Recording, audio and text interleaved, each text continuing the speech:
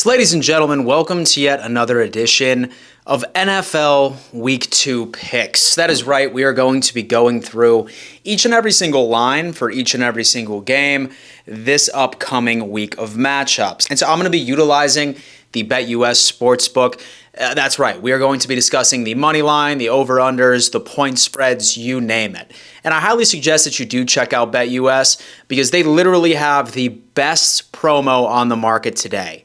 They are matching 150% of your first 3 deposits all the way up to $2,000. So if you are interested in taking advantage of that, simply go to betus.com.pa and then utilize code YouTube150. You do not want to miss out on this, folks. I assure you that. Off of the Buffalo Bills and the Miami Dolphins, I'm not even trolling when I say this, but the Buffalo Bills do have the Miami Dolphins number, all right? I understand that Josh Allen is dealing with a left-hand issue. There's no Taron Johnson. However, the Miami Dolphins are also more than likely going to be without both of their running backs in Devon Achane. Same thing with Raheem Mostert. Love what I saw from Wilson Jr. last week, week 1. Same thing with Jalen Wright, their new rookie. However, I think history is going to repeat itself until proven otherwise. I have the Buffalo Bills winning this game. I mean, Bills plus 120, give me a break. Hammer the money line here. So now next up we have the Las Vegas Raiders and the Baltimore Ravens. The Baltimore Ravens ended up losing a heartbreaker, of course, where Isaiah Likely's toe was a fraction out of bounds, and the Las Vegas Raiders ended up looking like absolute dog shit. When I look at this game, I see that spread at plus 9.5 against the Raiders. I want to take that. I really, really do, but I'm kind of afraid to, just because I think that there's opportunities for the Raiders to really be able to succeed against the Baltimore Ravens offensive line. I see this being a slow day for Derrick Henry. I do see Lamar Jackson running for his life quite a bit. Definitely some secondary issues for the Raiders. However, I think I'm going to go on ahead and do it. I'm going to take plus 9.5 for the Raiders by itself. And so I think that they're going to keep this game a hell of a lot closer, but obviously I have the Baltimore Ravens winning. It's just going to be a close one. So now next up I have the LA Chargers and the Carolina Panthers, and I feel terrible for the Panthers. I think it's all but cemented that Bryce Young was the wrong pick for number 1 overall. The shout out right to the LA Chargers. Harbaugh certainly knows how to build a roster. I mean, Joe Alt was dominating Max Crosby last week, and I could see that entire offensive line dominating the lack of pass rush that Carolina is able to put out on the field. Bryce Young may have some opportunities of at least performing better than he did last week, because the Chargers defense, while they have a solid pass rush, an aging pass rush, still some question marks that he could potentially take advantage of. But overall, I mean, I have the Chargers absolutely dismantling this Carolina Panthers team. Give me the Chargers money line, and hell, I'll even go ahead and say you could take the Chargers with the points as well. It's about to be a bloodbath. So next up, the New Orleans Saints and the Dallas Cowboys. The Dallas Cowboys defense looked absolutely incredible when they played the Cleveland Browns. I mean, they were making Deshaun Watson look foolish. Their run game looked absolutely non-existent. And Dak Prescott, now the highest paid quarterback in the league, CeeDee Lamb, looked great as well, and they're only going to continue that trajectory. Saints are coming off of a very impressive victory, although it was against the basement-dwelling Carolina Panthers. They still ended up putting 40 points. That's nothing to shy away from. I have the Dallas Cowboys winning with home field advantage here. However, I want to say the Saints keep this close. I really, really do. Because Saints defense really isn't all that bad. So when it comes down into it, I'm probably just going Dallas Cowboys money line. Game might be close, but I'm staying away from the point spread. And maybe the over might be pretty attractive here as well. So next up, we have the Tampa Bay Buccaneers and the Detroit Lions. And folks, when I tell you that there is an upset alert, this is the upset alert of the week. Okay, listen, I was impressed with the Detroit Lions last week winning in overtime, although that there was a lot to take advantage of on the Rams, right? An absolutely trash secondary, a beat-up offensive line. They lost out on Puka Nacua. This Lions team is still for real. Don't get me wrong. But when I saw the Tampa Bay Buccaneers at +7, I absolutely knew that this was a trap. So I'm sure a lot of you are probably thinking, oh, Dan, you're just going to play it safe and take the +7. If you want to do that, certainly do it, because it will hit, I guarantee you. But I'm taking that damn money line. I am taking the +258 money line on the Tampa Bay Buccaneers to upset the Detroit Lions in Detroit. You absolutely book it. Now next up is the Indianapolis Colts and the Green Bay Packers. And the Green Bay Packers, man, I was talking to my buddies about this, but they are royally screwed without Jordan Love. He was one of the only redeeming factors for that team. He was the only one that could really, lead that team into a potential wild card spot. If you trust Malik Willis whatsoever to come out and beat any team in the NFL, then I frankly don't know what to tell you. I am going to be hammering the Indianapolis Colts money line, and so I'll even tell you what, I think that they well overachieved the spread at -3.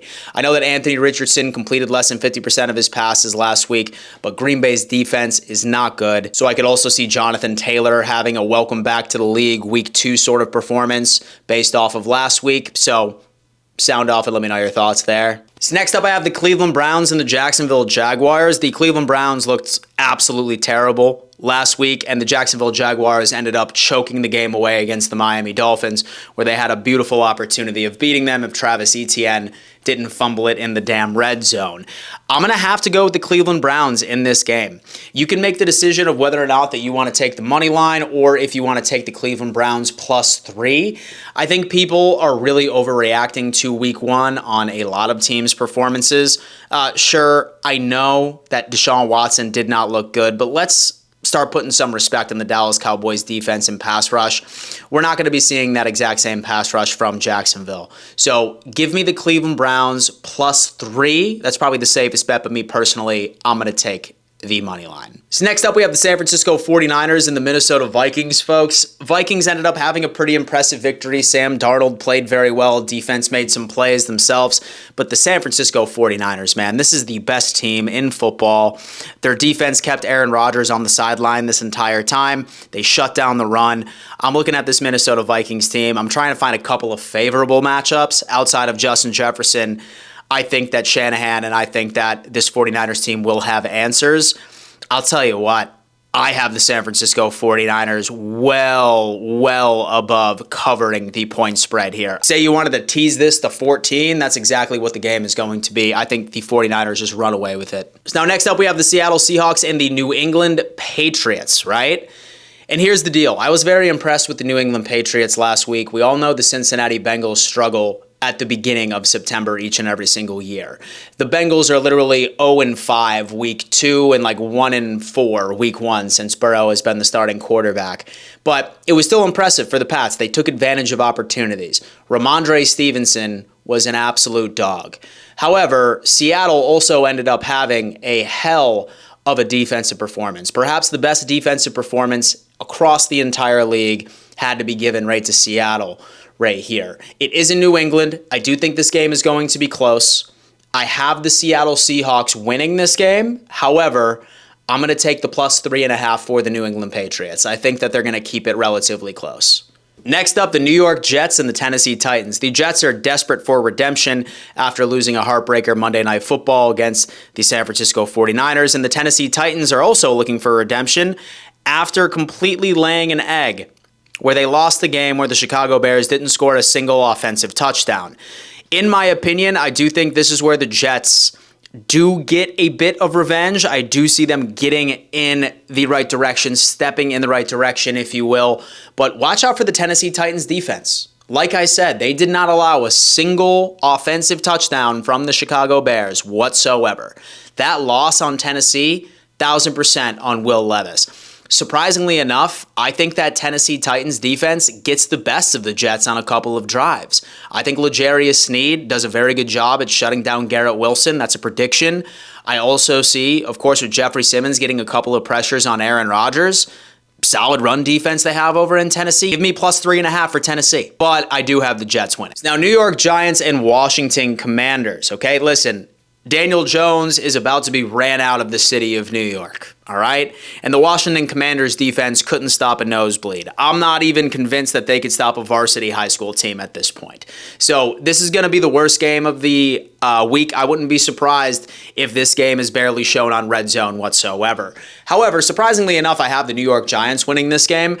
I think the Giants have a couple of redeemable factors on their defense where I think that they can be able to out-scheme a rookie. And I do see Daniel Jones being able to take advantage of the Washington Commanders' secondary issues. And, I mean, realistically, nothing is really good about the Washington Commanders defense. So I do have Daniel Jones bouncing back. I'm not going to say it's a pretty game by any stretch of the imagination. Maybe Malik Neighbors has a hell of a game by itself, but give me the New York Giants to win this game. I'm going to go on ahead and hammer the money line. So next up, we have the LA Rams and we have the Arizona Cardinals.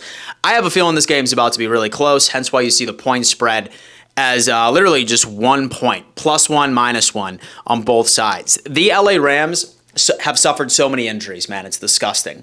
Have a lot of issues when it comes down into their offensive line. They lost Puka Nacua. Their secondary is absolutely terrible.